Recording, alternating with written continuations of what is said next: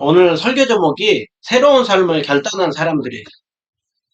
8장에서 그들은 수문학 광장에서 말씀을 듣고 은혜를 받았습니다. 말씀 때문에 울고 말씀 때문에 웃었습니다. 근데 말씀을 듣는 가운데 자신들의 죄악이 깨달아지면서 9장에서 그들은 죄를 자복하는 일을 했습니다.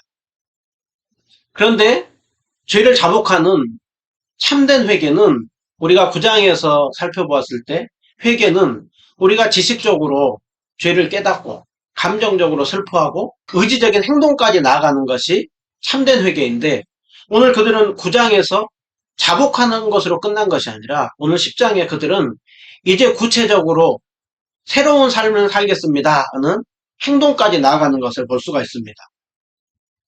우리는 이 10장에 이들이 어떠한 그 참된 회개의 모습을 보이는지 우리가 보고 또 그 모습을 우리에게 다시 한번 삶의 모습에 비춰보면서 날마다 그들이 새로운 삶을 결단함으로 하나님께 기쁨이 되었던 것처럼 우리들 또한 기쁨이 되는 삶을 살기를 주님의 이름으로 축원드립니다. 자, 우리 9장의 37절을 보면 그들이 9장 1절부터 37절까지 쭉 죄악에 대해서 고백을 했었어요. 하나님께서 우리 조상 아브라함을 선택하여서 약속의 땅으로 불러주고 또 하나님은 언약을 지켜서 그 후손들을 통하여서 믿음의 땅으로 불러주고 끊임없이 은혜를 베풀어 줬지만 우리 조상들은 끊임없이 범죄했다는 것이죠. 하나님 앞에서 교만함 가운데 주님의 말씀을 듣지 않고 또 주님의 은혜를 잊어버리고 그리고 주님의 뜻을 따라 살기보다는 자신들이 인생의 주인에 대해서 살았다라는 것을 깊이 회개했습니다. 그래서 그들은 37절에 지금 우리가 이 상황이 된 것은 다른 사람 때문이 아니라 우리 조상들과 우리들의 현재 죄로 말미암아 우리가 지금 이 상황이 됐다는 거예요. 여러분 이 고백까지는 너무나 귀한데 이들은 여기서 끝나는 것이 아니라 오늘 9장 38절을 보면 이제는 이들이 어떻게 한다라고 하고 있어요? 견고한 언약을 세워서 기록하고 그 다음에 임봉한다라고 하고 있어요. 그러니까 그들은 이제는 새로운 삶을 살겠습니다라는 것을 말로만 하는 것이 아니라 이제는 글로 기록하고 그리고 거기에다가 우리가 도장을 찍고 사인을 함으로 이제는 우리가 글로 남긴 그대로서의 삶을 살겠다라는 것을 고백하고 있는 거예요. 우리가 이 38절에 이 말씀을 보면서 계약서를 쓴다고 하는 것은 너무나 중요한 거예요. 그죠? 우리가 말로 하는 거는 공중분해 될 수 있을지 모르지만 계약서를 쓴다라고 하는 거는 이제는 더 이상 빼도 박도 못하는 거예요. 그리고 거기에다가 임봉한다라고 하고 있어요. 이 당시에 임봉한다고 하는 거는 그 당시에 보면 페르시아 시대에 임봉한다고 하는 거는 이제 도장을 찍고 나면은 절대 그 계약서 쓴 것을 파기할 수 없다는 거예요. 왕이라도 그것을 바꿀 수가 없는 거예요. 그러니까 오늘 이들이 견고한 언약을 세우고 임봉한다고 하는 것은 목숨 걸고 지키겠다는 하나님 앞에서 이런 삶을 살겠습니다 라고 하는 것을 내용을 쓰고 목숨 걸고 지키겠다. 그러면 이것이 너무나 귀한 것이죠. 우리의 삶이 날마다 하나님 앞에서 이들이 계약서를 쓰고 새로운 삶을 살겠다고 하는 이 다짐 하나님은 기뻐하는 우리가 10장을 보면 이제 우리가 새로운 삶을 살겠습니다 라고 하는 그것을 사인한 사람들의 이름이 나와요. 제일 먼저 10장 1절을 보면 총독 느헤미야와 시드기야 이 사람들은 정치 지도자들이에요. 정치 지도자들로서 우리가 하나님 앞에 새로운 삶을 살겠습니다 라고 하는 것을 먼저 사인을 해요. 그리고 종교 지도자들 10장 2절에 스라야가 나오는데 에스라는 스라야의 아들이에요. 그러니까 스라야와 아사랴와 예레미야, 바술 그리고 쭉 10장 8절까지 제사장들의 이름이 나와요. 제사장들 21명이 이제 하나님 앞에서 새로운 삶을 살겠습니다 라고 결단을 해요. 그리고 10장 9절부터 13절까지는 레위 사람들 예수아와 빈누이와 감미엘과 쭉 그렇게 해서 13절까지 명단이 나오는데 10장 2절부터 13절까지 이들은 다 종교 지도자들 형식적으로 그냥 하나님을 믿는 그 신앙이 아니라 이제는 형식적인 신앙이 아니라 정말 하나님 앞에 새로운 삶을 살겠습니다. 종교 지도자들이 그렇게 사인을 해. 그리고 14절부터 27절까지는 44명의 백성의 우두머리들, 그 대표들이 사인을 해요. 그래서 오늘 10장 1절부터 27절까지 총 84명의 사람들이 대표가 되어서 하나님 앞에서 그렇게 사인을 하는 거예요. 우리가 보면 왜 이렇게 이름이 많이 나와 있나 할지 모르지만 한 사람 한 사람의 이름은 너무나 귀한 이름입니다. 우리가 독립운동할 때 33명의 사람들 이름이 있는 것처럼 지금 하나님 앞에서 하나님 나라 백성으로 새로운 삶을 살겠습니다. 84명의 이름이 나오고 그리고 28절에 보면 그 남은 백성들 중에 또 자원한 사람 하나님 법에 따라 순종하며 살고 이제는 이방 사람들과 관계 끊고 그리고 하나님 말씀을 따라서 나의 아내와 자녀들과 함께 그 믿음의 가정을 세우겠습니다. 라고 하는 사람들이 또 28절에 보면은 그들이 이름을 사인을 했다라고 하고 있어요. 그리고 이제 그들은 단순히 사인을 하는 것이 아니라 29절에 보면 어떻게 맹세했다라고 하냐면 저주로 맹세했다라고 하거든요. 저주로. 그러니까 하나님 말씀 지키지 않으면 나는 저주를 받아도 좋다라는 거예요. 그러니까 이 말인즉슨 뭐예요? 우리가 이곳에 계약서를 쓰고 사인하는 그대로 지키겠다는 거예요. 하나님의 말씀을 따라서 행하며 살겠다라고 하는 이 명단. 오늘 그들은 임봉했다는 임봉이 뭐라고 했어요? 목숨 걸고 지키겠다라는. 또 오늘 29절에 보면 하나님 내가 이제 이렇게 살기로 하고 이거 지키지 않으면 저는 하나님 앞에서 저주를 받아도 좋습니다. 그러니까 그들이 얼마나 비장한 각오를 가지고 하나님 앞에서 새로운 삶을 살겠다고 결단하는. 그러니까 오늘 10장 1절부터 지금 28절에 이 사람들은 너무나 귀한 사람들. 오늘 우리가 이 말씀을 보면서 우리 고린도후서 5장 17절을 보면 우리를 향하여서 뭐라고 얘기를 하고 있어요? 누구든지 그리스도 안에 있으면 새로운 피조물이라.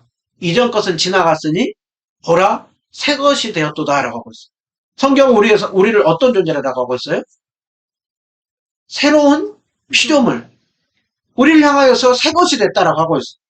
누구든지 예수님 안에서 이제는 새로운 존재가 되었다라고 하고 있어요. 우리는 새로운 존재가 되었지만 끊임없이 우리 마음 가운데는 어떤 마음이 있어요? 죄된 마음이 있어요. 여전히 죄를 가지고 싸우는 마음이 있어요. 로마서 7장에 보면 하나님의 말씀을 따라서 선을 행하기를 원하는 나의 마음 가운데 또 다른 한편으로는 죄악을 따라서 살기를 원하는 그 마음이 있다라고 하고 있어요. 오늘 10장에 이들은 그 두 마음이 있는 중에 어떤 마음을 갖기를 원한다고요? 새로운 피조물로서 하나님이 기뻐하는 삶을 살기를 원하는 그 마음을 이들은 결단하고 있는 거예요. 오늘 또 저도 이 말씀을 보면서 고린도후서 5장 17절 말씀에 계속 떠올랐어요. 맞아요. 우리는 새로운 피조물이에요. 새 것이 되었습니다. 그러므로 정말 이 시대 가운데 하나님 정말 제가 새로운 피조물로서 살기를 원합니다. 여러분 이 고백이 그들이 있었던 것처럼 우리에게도 있어야 한다는 거예요. 우리가 물론 목숨 걸고 지킨다. 또 우리가 이렇게 하지 않으면 저주를 받습니다라고 그렇게 맹세를 하지만 어느 때에는 그것을 실패할 때가 많아요. 많아요. 많아요. 그 실패하는 대표적인 사람이 누구냐면 베드로예요. 베드로. 예수님께서 오늘 밤에 너희들이 다 나를 팔리라 라고 했을 때 베드로는 아니요. 절대 저는 아니에요. 다른 사람은 다 부인하고 떠날지라도 저는 절대 떠나지 않습니다. 그런데 베드로는 몇 번이나 부인해요? 세 번이나 부인하죠. 그런데 그런 베드로를 향하여서 예수님께서 부활한 이후에 그 베드로를 만나고서 예수님께서 그 부인하고 실패했던 베드로에게 주님이 하셨던 말씀은 뭐예요? 바요나 시몬아, 네가 아직도 나를 사랑하느냐? 네가 아직도 나를 사랑하느냐? 주님께서는 너 그렇게 맹세하고 너 그렇게 목숨 바쳐서 그렇게 한다고 하더니 어떻게 네가 날 그렇게 부인할 수가 있느냐? 그렇게 책망한 것이 아니라 주님은 연약한 우리들인 거 알아요. 그럼에도 불구하고 주님이 우리에게 보기를 원하는 것이 주님을 사랑하는 마음을 가지고 새 마음으로 결단하기를 원하는, 주님은 그 베드로를 향하여서 내 양을 먹이라, 내 양을 치라. 여러분, 오늘 또 이스라엘 백성들이 주님 앞에서 그렇게 결단하였던 것처럼 우리가 주님 앞에서 결단을 했다 실패할 수도 있어요. 그러나 주님 맞습니다. 새로운 피조물입니다. 이 시대 가운데 그대로 흘러가서 따라가길 원하는 것이 아니라 이 거짓이 판치는 세상 속에, 정말 온갖 인간적인 술수가 판치는 세상 속에 주님, 나만큼은 새로운 피조물로 살기를 원합니다. 하나님 그런 사람들 만나길 원합니다. 사회가 아무리 타락하여도 주님 앞에서 오늘 시대를 거슬러서 새로운 삶을 살겠다고 하는 사람들이 있는 그 사회는 소망이 있는 거예요. 느헤미야 5장을 할 때 목사님이 들었던 비유 중에 하나가, 바닷물이 그렇게 오염되지 않는 이유는 2.7%의 염분 때문이에요. 그러니까 역사 속에 하나님은 언제나 구별된 소수의 사람들을 찾는 거예요. 그리고 그 구별된 소수의 사람들이 주님, 시대를 거슬러서 새로운 삶을 살기를 원합니다, 결단하고 나갈 때 하나님은 그 사람들을 통하여서 오늘 또 하나님 나라를 세워가는 거예요. 오늘 이들의 명단을 보면서 우리들 또한 새로운 삶으로 살기를 결단하는 우리 모두가 되기를 주님의 이름으로 축원드립니다. 아멘. 자, 이제 그들이 새로운 이제 삶을 살겠다고 결단하는 것은 특별히 세 가지 내용이에요. 그들이 문서에 작성한 게 크게 세 가지입니다. 첫 번째로는 이들이 결단했던 것이 절대로 이방인과 이제는 결혼하지 않겠다라는 거예요. 그 당시가 보면 이방인과 결혼하는 것이 아주 통용되고 있는 사회였어요. 에스라가 바벨론에서 이스라엘에 왔을 때 에스라에게 눈에 목도되었던 건 뭐였었냐면, 9장 1절을 보면 이스라엘 백성들과 제사장들과 레위 사람들이 그 이 땅 백성들에게서 떠나지 않고 그들의 딸을 맞이하여서 아내와 며느리로 삼았는데, 그리고 서로 섞였는데 그 일에 누가 으뜸이 되었다라고 하고 있어요? 지도자들과 고위 관리들이 더 거기에 으뜸이 되었다라고 하고, 그러니까는 오늘 지도자들부터 백성에 이르기까지 모두가 그냥 오랫동안 함께 이방인들과 살면서 서로 자식을 주고 또 데려오고 하면서 결혼이 통용되고 있어. 그런데 지금 이들은 뭐 하겠다는 거예요? 그 문화가, 그리고 그것이 쉽게 통용되고 있는 사회지만 우리만큼은 이제는 그 이방 여인들과 결혼하는 거 하지 않겠다라고 결단을 하고 있어요. 그래서 10장 30절에 우리의 딸들을 이 땅 백성에게 주지 않고 우리의 아들들을 위하여서 그들의 딸들을 데려오지 않겠다라고 하고 있죠. 왜 이방 여인들을 데려오거나 또 보내지 않겠다라고 하고 있을까요? 그들이 결단하는 이유는 뭐였었냐면, 하나님의 백성으로서의 거룩함, 또 신앙의 순수성과 정체성을 잃어버리게 만드는 데 있어서 가장 큰 역할을 했던 것 중에 하나가 뭐냐면, 이방 사람들과 가까이 하면서 결혼하고 함께 가까이 지내는 모습이었어요. 그들이 얼마나 이방 사람들과 가까이 지냈었냐면, 느헤미야가 왔을 때 가장 성벽을 짓는데 방해했던 사람이 누구예요? 도비야와 산발랏이요. 그런데 도비야와 산발랏이 하나님을 그렇게 방해하는 사람들인데도 도비야와 산발랏과 이스라엘 백성들이 아주 가깝게 지내요. 그들과 결혼을 해. 그러니까 그 사회가 얼마나 그 사람들과 가깝게 지내고 있는지. 도비야와 산발랏하고 왜 결혼했겠어요? 도비야랑 산발랏이 거기에 지도자들이었어요. 지도자. 총독이었고. 그러니까 그들과 가까이 지내면 어때? 신앙적으로는 약해질지 모르지만 뭔가 빽이 생기는 거예요. 힘이 생기는 거예요. 그러니까 이스라엘 백성들은 그동안에는 굉장히 거룩함이나 신앙의 정체성, 순수함을 잃어버린 채로 그들은 삶을 살았던 거예요. 그런데 이제 다른 사람들이 아무리 그런다 할지라도 우리는 이제는 그 일 하지 않겠다라고 하고 있어요. 거룩함을 지키겠다라고 하고 있어요. 성경은 우리에게 레위기 11장 45절을 보면 하나님은 우리에게 이스라엘 백성들을 구원하고 난 이후에 내가 거룩하니 너희도 거룩하라라고 하고 있어요. 베드로전서 2장 9절을 보면 하나님은 우리가 어떤 존재라고 하고 있어요? 베드로전서 2장 9절을 보면 우리가 택하신 족속이고 왕 같은 제사장들이고 거룩한 나라고 하나님의 소유된 백성이라고. 신명기 7장 6절을 보면 거기에 이방인과 통혼하지 말라라고 하면서 왜 너희들은 이방인들과 가깝게 지내며 통혼하지 말아야 되느냐? 너희들은 하나님께 선택한 성민, 거룩한 백성이라고. 많은 교회들마다 성민이라는 이름이 많아요. 성민이라는 이름의 뜻은 뭐냐면 거룩한 백성이라는. 그러니까 너는 하나님의 거룩한 백성인 거로 세상 속에서 거룩한 백성답게 살려라.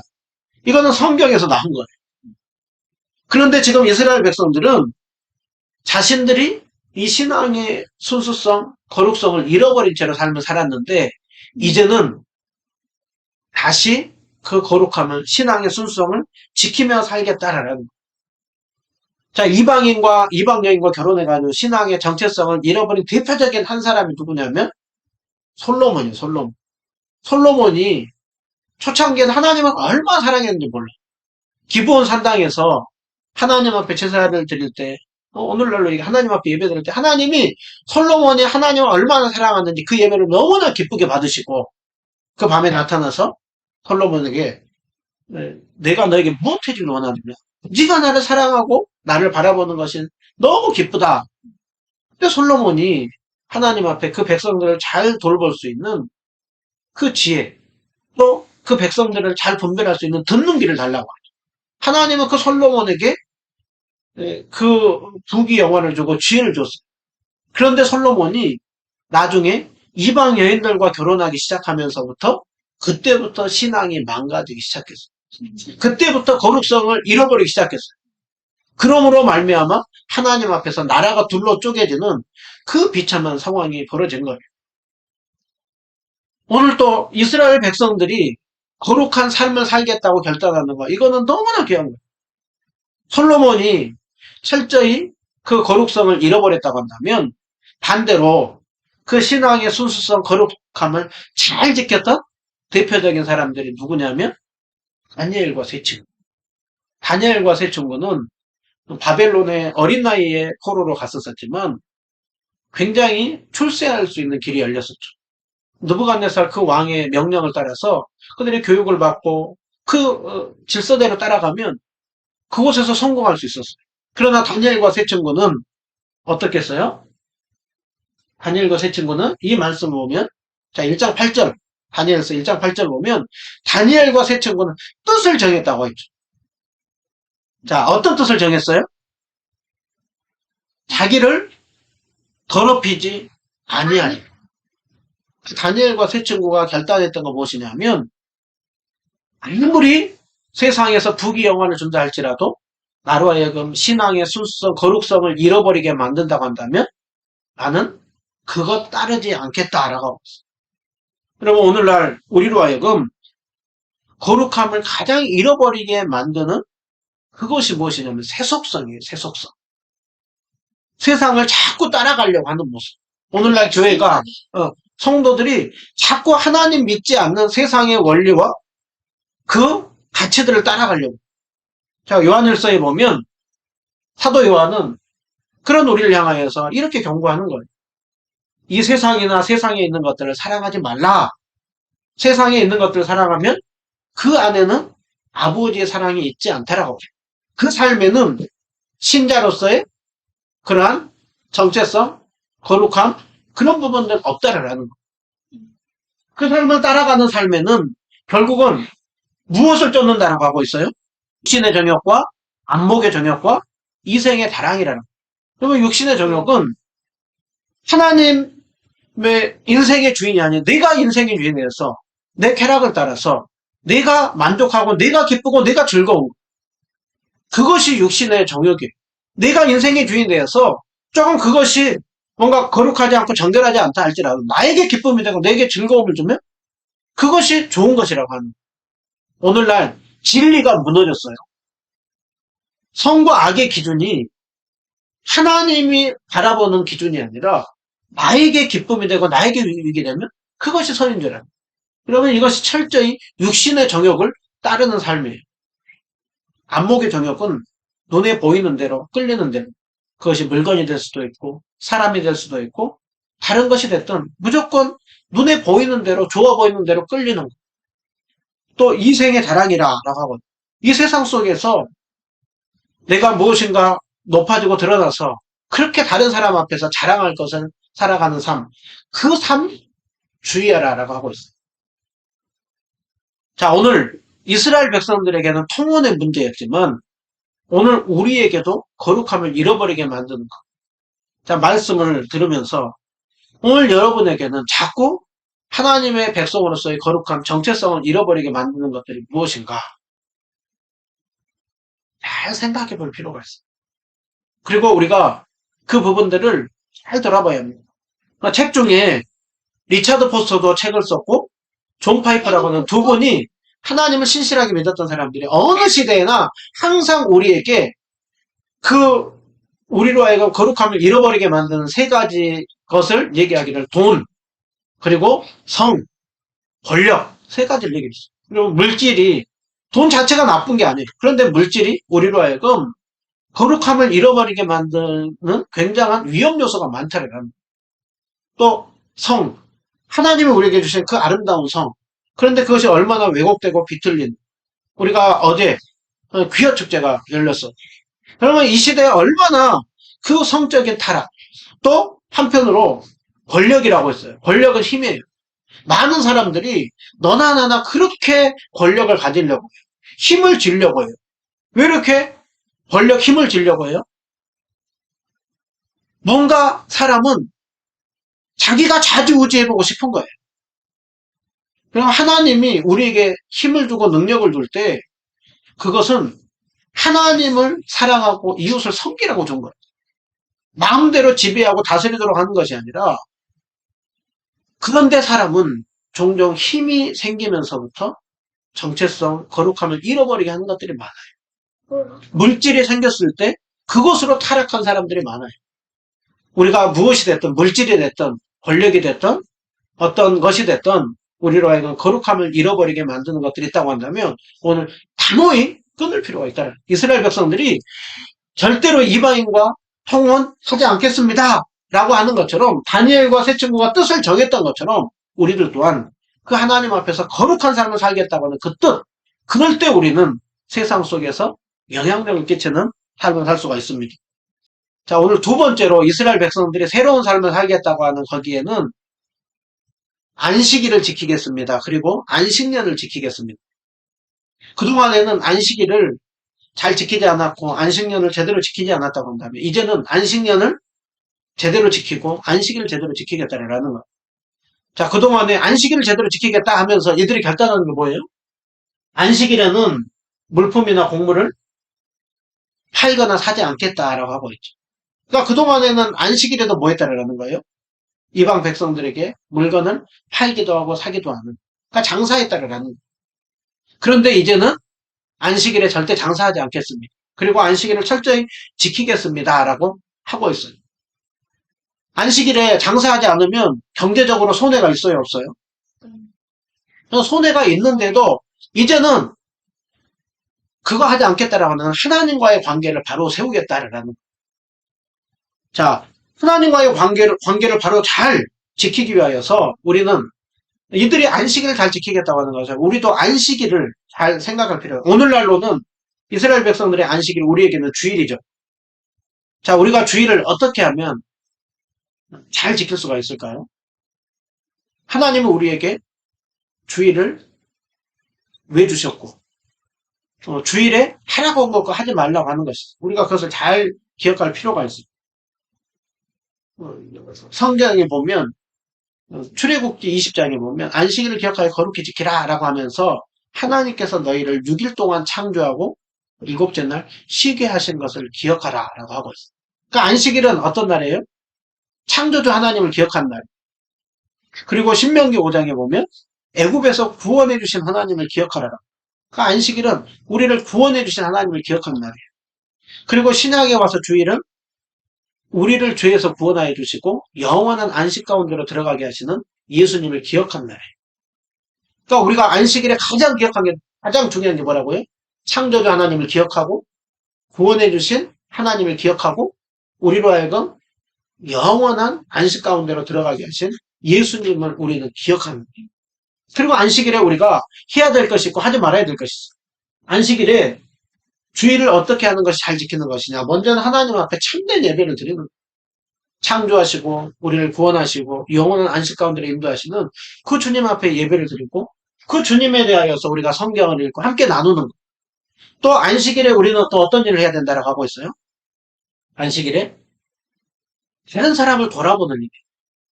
예수님께서 안식일에 하셨던 일 중에 하나가 뭐냐면 손 마르고 병든 자를 고친 일을 했어요. 그래서 안식을 누리지 못하고 있는 자들에게 그 안식을 누리도록 하는 것. 그래서 특별히 우리는 주일에 예배를 드릴 뿐만이 아니라 우리 성도들 가운데, 우리 주변에 있는 사람들 가운데 힘들고 어려운 사람들이 있으면 그날은 더 돌아보고 전화도 하고 관심도 가져주는. 이게 주님이 기뻐하는 거예요. 그리고 안식일에 우리는 꼭 필요한 거, 어쩔 수 없이 부득이 해야 되는 일을 하는 것입니다. 주일에 정말 하지 말아야 되는 것이 있다고 한다면 예배를 형식적으로 드리거나 예배를 드리지 않는, 뛰어넘는 것. 또 세상에서와 똑같은 오락과 일을 즐기면서 세상에서 똑같은 평일처럼 우리가 주일을 보내는 거 하지 말라라고 하고 있어요. 이스라엘 백성들은 이제 이렇게 보내겠다는 이 원리에 따라서 하나님 앞에 참된 예배를 드리겠습니다. 세상에서와 같은 평일날과 같은 삶 살지 않겠습니다. 결단하고 있습니다. 또 이들이 안식년을 지키겠다라고 해요. 안식년을 지키면서 이들이 뭐 하겠대요? 7년째에는 농사 짓지 않고 땅을 쉬고 그 다음에 빚진 사람들을 뭐 해준대요? 탕감해주겠다라고 합니다. 빚진 사람들의 빚을 면제해주는 일을 하겠다는 거예요.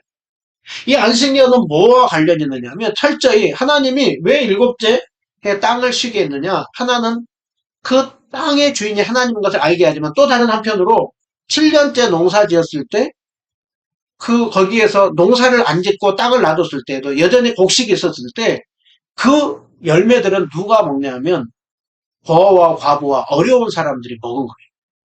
그리고 빚을 면제해 주는 거는 특별히 또 안식년 중에 하나가 뭐냐면 종되었던 사람들을 풀어주는 거예요. 또 그 빚을 진 사람들의 빚을 면제해 주는 거예요. 결국 이것은 뭘 얘기를 하는 거예요? 안식년은 어렵고 가난한 사람들에게 베풀고 나누는 그 삶 살겠다라는 거예요. 초대교회가 보면 성령의 충만함을 받고 은혜를 받고 나니까 각 사람들의 재산과 소유를 팔아서 어려운 사람들에게 나눠줬다라고 하고 있죠.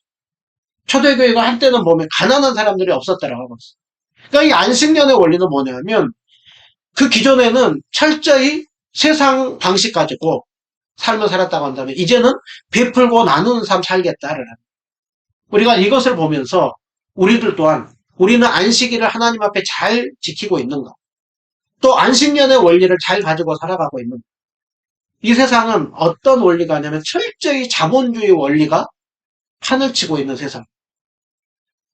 한쪽에서는 정말 그 쌓고 또 쌓아놓고 그리고서는 호의호식하면서 살고 있어. 그러나 한편으로는 정말 어렵고 굶주린 사람들이 있죠. 세상은 철저히 이 원리가 당연하더라고요. 그러나 오늘 하나님 믿는 백성은 베풀고 나누는 삶. 오늘 이들이 다른 사람은 다 그렇게 살지 않는다 할지라도 이제 우리는 그렇게 베풀고 나누는 삶 살겠다라고 그들이 작정하고 있는 거예요.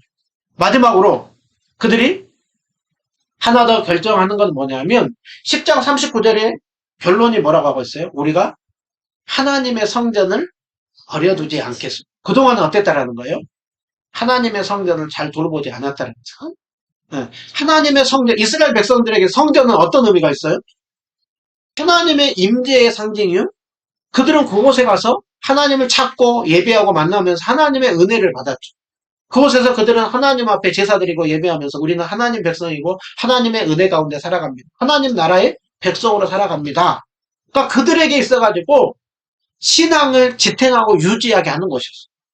그런데 성전을 그동안에 버려두었다라고 하는 것은 하나님 중심의 삶이 아니라 자신들의 중심을 가지고 신앙이 굉장히 약하게 살았다. 그런데 이제 하나님의 성전을 지키겠습니다. 오늘날로 얘기를 하면 교회 공동체죠. 하나님이 주신 그 신앙 공동체, 교회 공동체를 정말 우리가 잘 세우고 살겠습니다. 근데 그들이 이제 이것을 결단하면서 이 공동 성전이 잘 세워지도록 하기 위해서 이들이 성전세 내겠습니다. 그리고 제사 드리는데 땔감이 필요하니 이제 그 제물을 태울 나무 값을 드리겠습니다. 그리고 첫 열매 하나님 앞에 드리겠습니다. 그리고 11조를 하나님 앞에 드리겠습니다. 그들은 그래서 하나님의 성전이 잘 세워지도록 하겠다라고 하고 있어요. 하나님의 성전은 세워진 데 있어서 우리가 이런 희생과 헌신하겠다라고 합니다. 그러니까 이 희생과 헌신 하나님이 너무 기뻐하는 것입니다. 사랑에는 반드시 희생과 헌신이 들어갑니다. 그리고 그 희생과 헌신의 삶을 사는 자 하나님이 기뻐하는 것입니다. 이제 우리는 이스라엘 백성들이 세 가지 것을 결단하였던 것처럼 그들이 먼저 거룩한 백성답게 살겠습니다. 두 번째로는 안식일답게 안식일을 지키고 안식년처럼 베풀고 나눈 삶 살겠습니다. 그리고 하나님 중심의 그 신앙 공동체를 바로 세우겠습니다. 이들이 새로운 삶을 결단하고 있습니다. 이 공동체를 하나님이 어떻게 하실까요? 기뻐할 뿐만이 아니라 이들을 통하여서 새로운 일을 하는 것이죠. 오늘 또 우리도 그리스도 안에서 새로운 피조물이 나가고 있습니다. 죄악이 난무한 세상 다 그저 그렇게 다른 사람은 다 그렇게 하고 살아가. 그때 어떤 사람을 통하여서 하나님은 오늘 또 일하느냐.